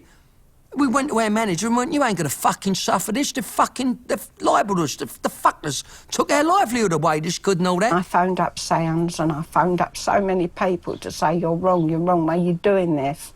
But they didn't take any notice. They just made a programme and... It's the worst thing in the world, right? To be accused of something which you're really, really against, and you ain't fucking done it. Would have got my goat up there, thinking about them cunts. Right. Yeah. Wait till you see it. Yeah. Oh, no, I couldn't watch it. I couldn't. And the next minute, we got a ban off the GLC. We can't play the Rainbow, we couldn't play Hammersmith Odeon. So it was up forces outside what, you know, we weren't asked how we can control the crowds or that. It was just, we were banned. Over, if they want to have a ruck with you, you've got to have a ruck with them. Don't speak to me about the Rejects. No, I just don't like, they never get nowhere anyway, because the music, just all they do is sing about football and things like that. You think they're putting over a false image? Yeah, they are. The East End and... They're just trying to act like shaming like things, you know what I mean? They're trying to be skinheads who've got long hair. No, they're trying to put on an image that they're tough and all that. You know what I mean? And they're nothing. I just thought we was easy targets, these people. They'd come to our shows and just think they could start on us for some reason because we was in a band. And they I did get it. Normally a big Thunderbird bass, black Thunderbird bass first, wasn't it? Straight over the canister. If they were starting trouble at our gigs, they were starting on someone, and they said, oh, the Pistols might jump into a fight. Nobody jumped into a fight like we did. We absolutely jumped in there and bashed the fuck out of them. Proper, give it to them. Like, you know, it was like the Wild West. There was no, oh, we've got to get back up on stage to finish the song. You finish the boneheads who were starting the trouble. Then you think about the gig. That happened on at least 3 occasions. Probably the most bloody being at Barking Station. There was a pub called the Barger Ground, and there was a few of them. There was one there, geezers, Mick took him out with one right hand to the jaw. That was him, finished, bang, good night. Over he went, and it spilled out. We went to Barking Station. Because we was called certain names in a pub one night by a load of skinheads, and, you know, we ain't like that. We don't want to get involved. We never wanted to get involved in any right-wing anything. That was the end of them. They never fucking come anywhere near us. They never, ever come anywhere near us. All of a sudden, because we was from the East End, I was going, oh, they're a British movement band. They're a right-wing BNP band. They're this or that. When we wasn't. We wasn't nothing of the sort. And then this TVI got on to EMI, the great record company EMI, and said they want to do an interview with you about football hooliganism. So we thought, well, fucking bit of publicity. I know that TVI had contacted the boys and wanted to film them down at Bridge House. They said they wanted to do a thing about football hooliganism and the band. You know, through the Top of the Pops thing, and then when we never got Top of the Pops with More on the Terraces, which charted quite high and all that. It was just, fuck me, yeah, let's get back on the telly. It might boost us a bit, and we talk about the football violence. So we invited about 30 heads down there. That's what they wanted, to make it look as if it was a gig. Go! When the boys got down there, all they wanted to talk about was the British movement. They had nothing at all to do with the Regis and never did. Oh, it was an absolute stitch-up. They like their music loud and violent, and their themes are violent too. This group, the Cockney Rejects, sing of war on the terraces. They have a strong British movement following, and some of their audience took part in the march. It's at rock concerts like these, and at football matches in London's East End, that British movement recruiters are active. War on the terraces! They want war on the terraces! For the present, the British movement, particularly among the skinheads, is a minor cult. The fashion may not last long. Most of the skinheads, bored with the politics, will drop out. But the British movement hopes that some at least will remain committed.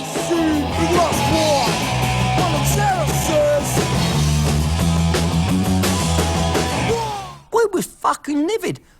We went to our manager and went, you ain't gonna fucking suffer this. They've libelled us, the fuckers took our livelihood away, this good and all that. I phoned up Sounds and I phoned up so many people to say, you're wrong, why are you doing this?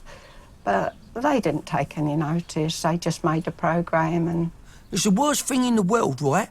To be accused of something which you're really, really against, and you ain't fucking done it. Would have got my goat up there, thinking about them cunts. Right. Yeah. Wait till you see it. Yeah.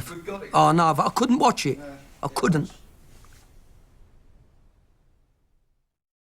And the next minute, we got a ban off the GLC. We can't play the Rainbow, we couldn't play Hammersmith Odeon. So it was forces outside what, you know, we weren't asked how we can control the crowds or that. It was just, we were banned from it. So that was when all our chickens came home to roost. Jeff and H appearing at the Bailey, me in Birmingham on GBH and afraid charges, and me and Jeff on an unrelated charge at Snaresbrook Crown Court. The one tour we could have really done without. We got shafted at the Old Bailey. We had to go to a GBH if I was never been so scared in my life. Me and Jeff looked at each other, we went, fucking hell, like, whatever happens, Jeff, we're together. Shook hands like that. Yeah. And we got called and we walked up this spiral staircase out into this fucking court. And I tell you what, to us it looked like Wembley Stadium. It was fucking massive. I've been in some courtrooms, but that was Wembley Stadium of courts, wasn't it? I was shitting myself, I don't mind admitting it. That was hanging over us before we went to court, was up to over a year, Jeff. And it was always, and do you know what, even after it was all done and dusted, you know, the fine had paid and everything. Do you know, I couldn't get it out of my head. I don't want to do prison. There's a lot of so-called heroes out there. Mate, be the worst place you'd ever be. We don't mind doing a bit of bird. What a load of bollocks. What a load of bollocks. And to be honest, after that, I thought to myself, you're going to have to knuckle down, get a job, you know, let's get out. And I did.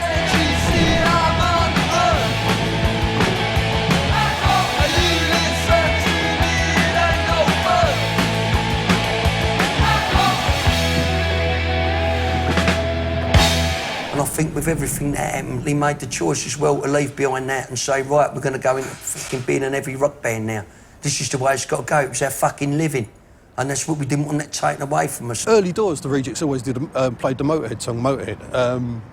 And so it was, you know, it wasn't too wild a stretch of imagination to think that one day they could end up being heavier and heavier. But what they didn't want to do it in a long, delayed way or in a progressive way. They didn't want to do slowly move in that direction. They said, oh, bollocks, we're going to do it now, we're going to do it our way. And so they did the Wild Ones album with Pete Way from UFO producing. And it was a very, very good hard rock album.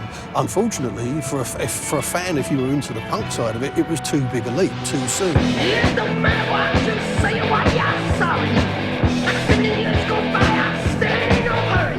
That was a good album, but again, because it was us, it was received as like we was trying to do something we couldn't do. You know, if it had been another band's name on that album, they would have been screaming about it. But because it was the Cockney Rejects, it didn't get received the way it should have. We was ripped off for a hell of a lot of money yet again, and we held on as long as we could. And in the end, Vince, quite rightly in my view at the time, said, I can't carry on like this. We can't carry on like this. I've got to go to work. This is not putting bread on the table. So, reluctantly, for both of us, Vince had to go his own way. It was financial. It was doing me head in every time you went somewhere, someone wanted to punch you in the mouth. So, you know, I wish that had changed a bit, you know what I mean? Maybe it'd got a proper living out of doing it. We thought, fuck it, you know what I mean? Enough brick wall punk albums, we've done that. Now let's emulate our heroes, you know? I want to be fucking free. I want to play some Kossoff licks and stuff like that. So we wrote an album called Quiet Storm, which would hark back to like 1967 to 1972, classic British rock and roll. And the album itself, critically, was very successful. I think in 1984 it was named the 4th or 5th best album of the year in Kerrang, you know, right behind Purple and a couple of other of our old heroes. But at the same time, it went to our head. We was doing a lot of dope and stuff at the time, and we got invited to go across to Los Angeles. So we went over and played the old Olympic Auditorium, which is like fucking 10,000 people. It was Remo. They thought they was going to get ready to rock, and they got us doing fucking 5-minute guitar solos and drum solos and sub-fucking Robert Plant wailing and all that. And of course, they pelted us with everything that had their fucking hands on. And we were so big ignorant, we couldn't understand why. You know, fuck me, if I'd have paid all them dollars to get in to see a band I wanted to play their hits, I'd fucking be pelting them and all.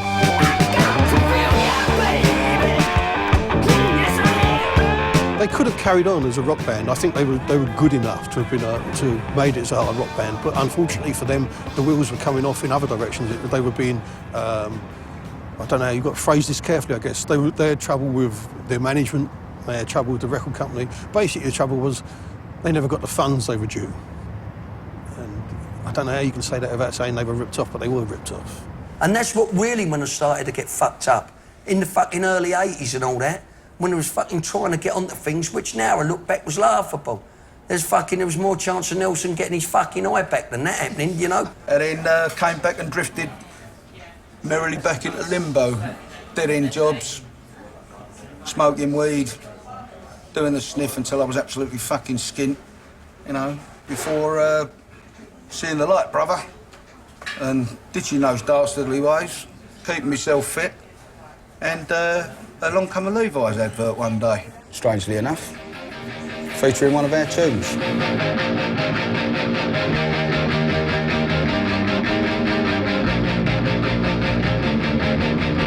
I thought I was fucking seeing things. It was about 3 in the fucking morning, and I rang my brother up. Went, fuck me, we're on a fortune here, we've got a Levi's advert. He went, fuck off, don't be ringing me at this time, I've got to be up at work. I got up the next morning and put it on and fucking lo and behold, I was right. And before we knew it, word's spreading. Joe Strummer, God bless him, goes on record saying the Rejects were the real deal. Shane McGowan's claiming in his book that he used to knock about with us at the Bridge House in the day. I've never met the geezer in my life. Primal Scream outed themselves as fans. Even old Morrissey was getting in on the act, going on stage in a West End Boys Club shirt claiming he's Stinky Turner. He even wrote the foreword to Jeff's book. And that's when the calls came to people, will you make another album? Well, Vince was long gone by this time, following his own path. So there was a very good friend of mine named Tony Van Freighter. And I got a phone call off Jeff asking us if I'd like to do Volume 4. You know, the band were reforming, would I play a bass for them? I'm like, oh, fuck, Tool, right? He had produced a compilation album of bands from around the world, covering Rejects songs, so he was a natural choice to fill in on bass. I wanted to be in the Rejects when the Rejects were the first time round. If I was tough enough, I would have bashed Mickey fucking Geggis's head in, and I would have been the guitar player. That's how bad I wanted to be in that band. We was up north in a studio for about 6 days. He introduced us to Laney, who's our current drummer now. Tony phoned us and just says, look, do you fancy going to the studio at the weekend? Didn't have a clue what band it was or anything. And we made this album, and yeah, I was pleased with it. There was never any plans to go live. And all of a sudden the offers started coming in from around the world. Now, our old management had never let us off the leash. They'd never sent us over to Europe. They'd never let us gone here or there or anywhere. We was just a cash cow to be milked here in England. So all of a sudden we thought, yeah, why not? Let's do it. And we went very tentative. We played one show in Spain, in northern Spain, to a packed house of about 2,000 people. And those people camping outside. You know, fucking Rejects T-shirts. I didn't know anyone was doing Rejects T-shirts. They was all fucking wearing them. You know, I was camping outside. It was, oh, like, fuck me, what have we been missing out on here? Don't you tell me why you always set me down. And you tell me why you gave me the run around. There's no answer for half the things that you've done. And you remember that I'll always show you one.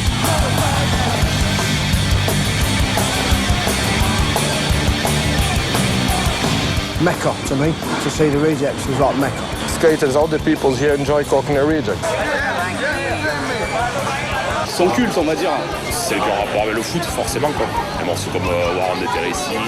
No meu top 3, que seria Cockney, Ramones et Skids. Bah, les Cockney forcément du côté de la musique, et puis, mais vraiment au-delà de la musique même. Ce qui nous a intéressé, c'était ce lien au football, quoi.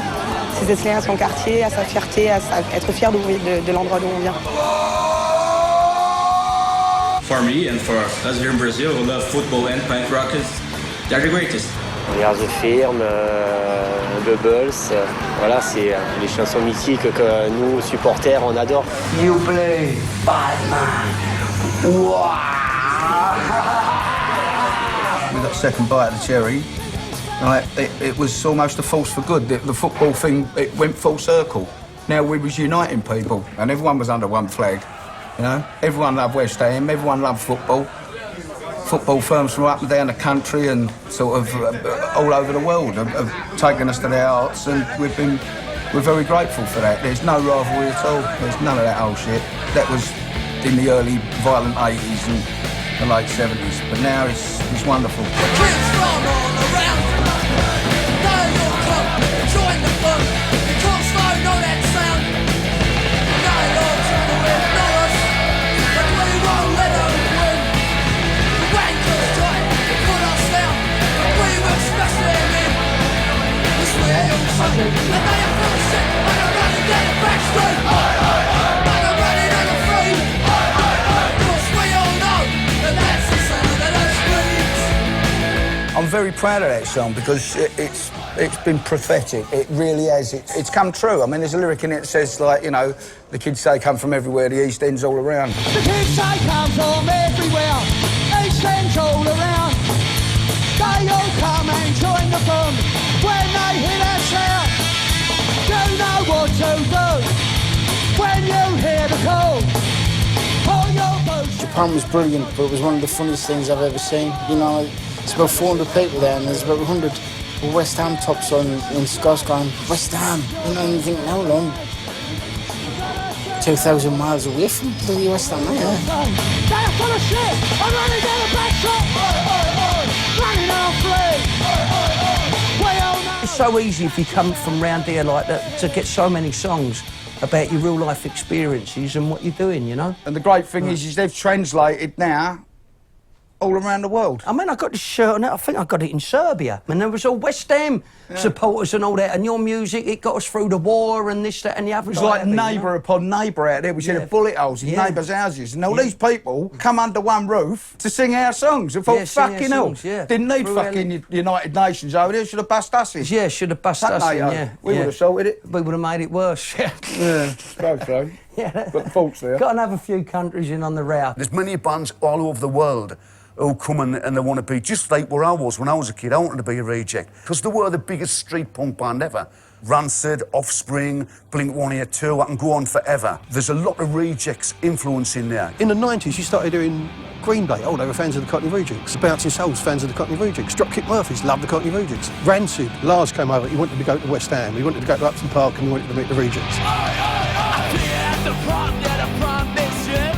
So it all starts with the Rejects. Even now, when you meet a lot of these bands who fill out in stadiums in the States, what they want to talk about is what were the Rejects like? What was it like back then?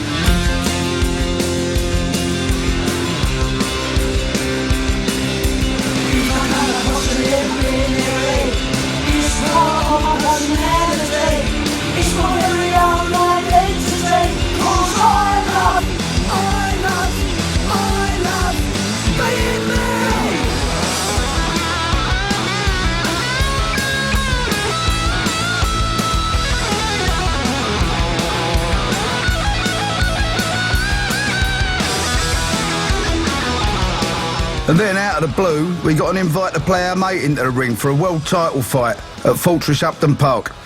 Finally, after all these years, we were back where it all began. Upton Park, are you ready? Please welcome into the ring, the challenger, played in by the one and only Cockney Rejects from Dagenham, Kevin Mitchell.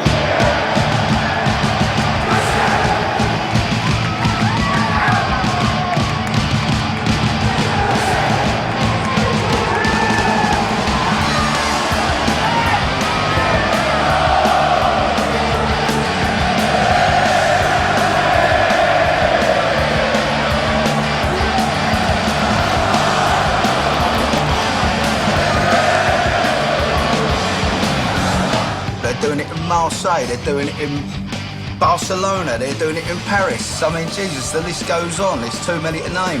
It's literally hundreds of places where this is happening, where they've taken this football thing, this Rejects thing, to their heart.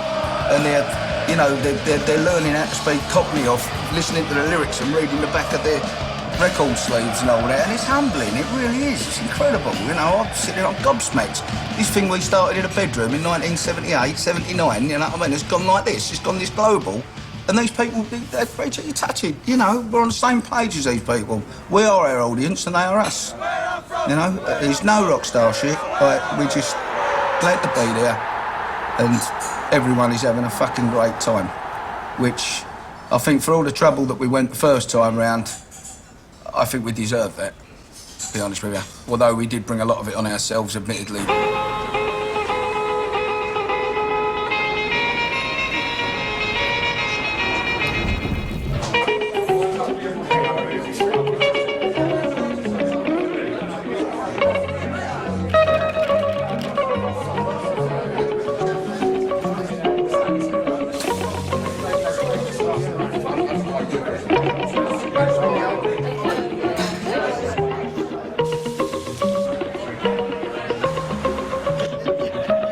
I've done a lot of things that I regret. I've hurt people unnecessarily sometimes. And I do regret that. I think upon it a lot of times. Things went badly wrong sometimes. But with age comes wisdom. That's the way it goes. C'est la vie. I wouldn't have had life any other way. It's the Rejects, really, who's made us what I am, shaped us what we are. And who knows, if we wasn't in the band, one day the way it's ran in, you had no money, I might have put a fucking stocking over me fucking head and got in the net west. You don't know. There's going to be more tears then, innit, when you're doing a 10 stretch. The years that we took out from not doing it was gutted, but maybe it was a good thing because he's got us to live on and still playing, and it's the greatest thing that, you know, was and ever happened to me. Even the bad bits were good, were funny. Never a dull moment. I'm just proud of them. Proud of them. They've made their mark. I used to have this saying that if I was walking along and I saw myself at 18 coming in the opposite direction across the road, I mean, it was all fucking mad. It's all piss and wind when you're that age, isn't it? Rejects always be a big part of my life. Always have been, always will be. Never going to change.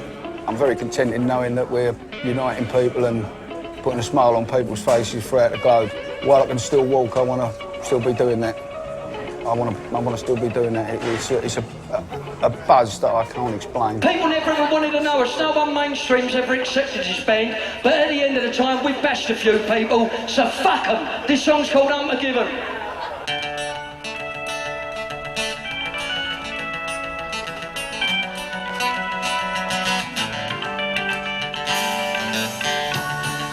Right from very young, could never bite my tongue. I guess trouble was my middle name. Everything I did, I took place as a kid. Why should I have to hang my head in shame? I am unforgiven. Sing up for punching out some lights. I am unforgiven, 'cause I always stood up for my rights. Go on, Mick, go on, son.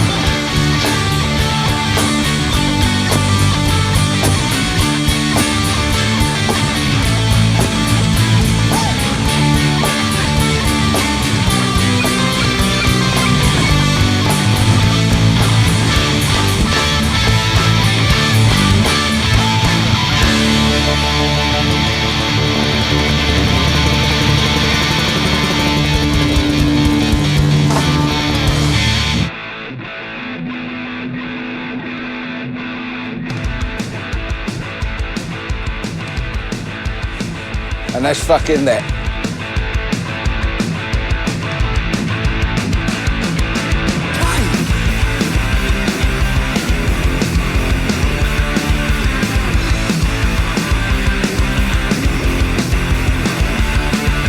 Brothers and sisters, this is where we're from. I'm telling a story back east and Babylon. Good old days are well long gone.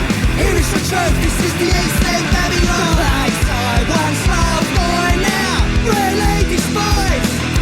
Bullshit, hypocrisy, so many lies. Let all your neighbours come into your home. It's the golden rule, we welcome you all. We always look after our own. Chill out, boys, see I'm letting you on. I'm giving a lowdown on the East End Babylon. Roll out the barrel, we're all getting along. Come on down to the East End Babylon. I'm a ticket to the East End Babylon, to be blowing bubbles in a green street. Get the picture, no Facebook, just tag alongs, where you can buy your taxi gear, Amazon. Over the show, they put up your name when you're working and signing on. This is the money we made for our 30 years in the music business, and we still keep it here. Swore never to touch it. That's it. We're very proud that we worked and sweated for this. How can you say that SLF's lyrics are pretty empty? When the Rejects, we get such masterpieces as I like punk, I like Chef, I got nicked over West Ham. No way you can compare Jake Burns' vocals with Stinky Turner's. Does Turner realise that by altering the tone and pitch of his voice, different notes can be obtained? In a 2 and 8, God blimey mate, there's no apples and pears. You wanna walk the Vicky Dog Road after midnight, nobody dares. You meet a little mob who wanna do a job, they only wanna get back home. Nick your wallet and your mobile phone.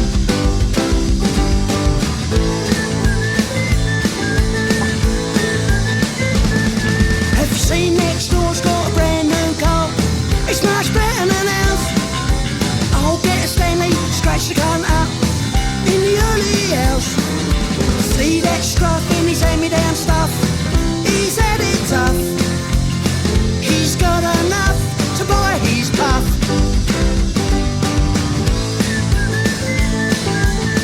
This is where it all started, and I just hope it don't all end here.